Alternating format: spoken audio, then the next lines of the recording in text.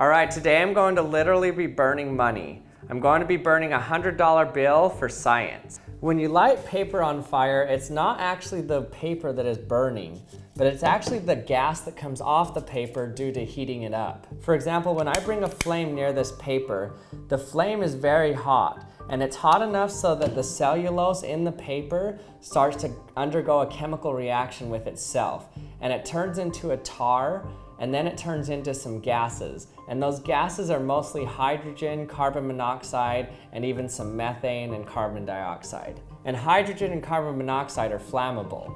So that's what actually starts on fire when you light a paper on fire. So when you first heat paper up, it's going to turn black. And that black is the pyrolysis taking place, meaning the breakdown of cellulose into these gaseous products. And so the gas comes off and the flame catches fire with the gas, and the gas is what ignites. And that burning releases more heat, and that heat goes into making more gases, and then you have a chain reaction that burns the whole paper. So you bring a flame in and you heat the cellulose hot enough so that a gas comes off of it, and now that gas is what is actually burning here. So you could see right there how it actually caught on fire. That smoke that was floating around it is what actually burned. And if you look really closely at wood burning or paper burning, you'll notice that the flame is not actually attached to the wood at all, but it's burning above it. That's because what is actually burning is the gases above it. But in order for the paper to keep burning, the gas has to stay hot enough. If you take out the heat from the gas, then the gas can't even light on fire. Let me show you what I mean. For example, I have here just a metal sifter. And watch what happens when I put a lighter under this sifter. You can actually make a floating flame. You can see when the flame is not under the grating, it's fine, and it can reach up pretty high above the grating.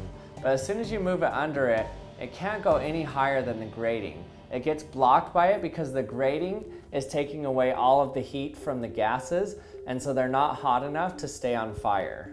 But now watch what happens when I let the gas just flow through it and then light it from the top. So on top, it's hot enough to stay on fire, but below it, the fire cannot pass through it to get to the bottom. So you get this floating flame coming off of it. So I can move it very far down and even touch the top here. It doesn't burn my finger, but it stays on fire on the top.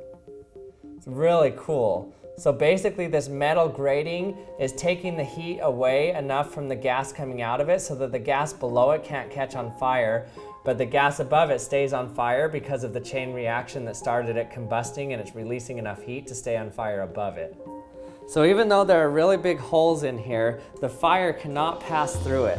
Not because it can't go through the holes, but because the metal is taking enough heat away from it so that it can't keep burning. Another word for this is called a flame arrestor. So basically, it's a device that lets gas pass through it, but not the flame. So one way to keep something from burning is just to remove the heat from it with a conductive metal like this. But you can also do it with another material that's much easier, water. So for example, I have here a clear balloon with some water in it. And watch what happens when I bring a flame to the balloon below it. It doesn't pop, even though the flame is right on the balloon touching it. It doesn't pop at all. That's because the water in the balloon is quickly taking the heat away from the latex that's heating up, and so it can't get to a hot enough temperature to break the latex. So you can leave it there all you want. You can even see condensation from the fire forming on the outside of the balloon, but it doesn't pop. But as soon as you bring the flame somewhere where the water is not, then it pops. So water's pretty good at removing heat from fire. One, because it takes a lot of energy to heat it up, and also it takes a lot of energy to evaporate it. So even once it's boiling, you can still keep inputting energy to it, and it'll keep sucking it away from the fire. So using those facts, I want to show you what can happen if you try to burn money. So I have here a nice crisp $100 bill that I just got out from my bank. You can see that it's a real $100 bill. You can see the 3D ribbon here that's on the new $100 bills. You can see the face behind it, the watermark right here. So I'm going to be attempting to burn the $100 bill, but not let it catch on fire using the tricks that I just showed you with water. I'm really nervous to do this experiment. I'm really hoping that I don't lose my $100 bill. So I'm willing to bet $100 that the science should work correctly on this. What I have here is some isopropyl alcohol, and I mixed in a little bit of water with it. So it's alcohol mixed with water, and it's still quite flammable. So I'm going to soak the $100 bill in the isopropyl alcohol here.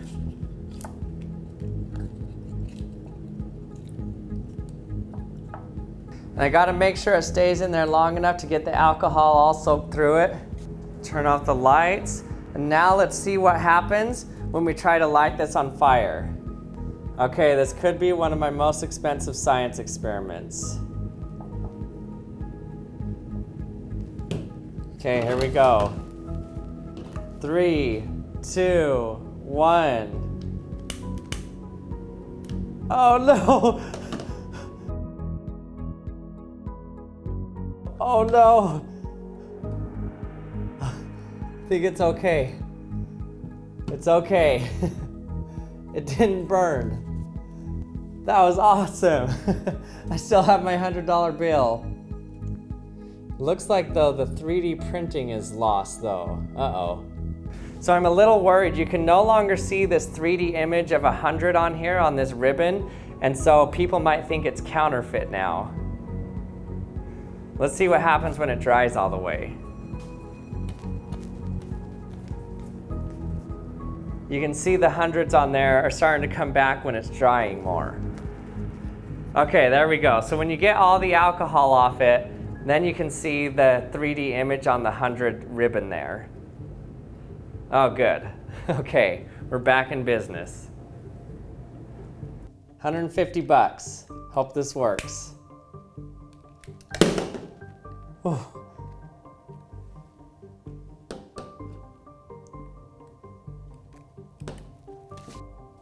You can see the steam coming off of it, but it's not burned at all. So the reason that the money was not getting burned is because even though that fire is extremely hot, there was water soaked into the bill.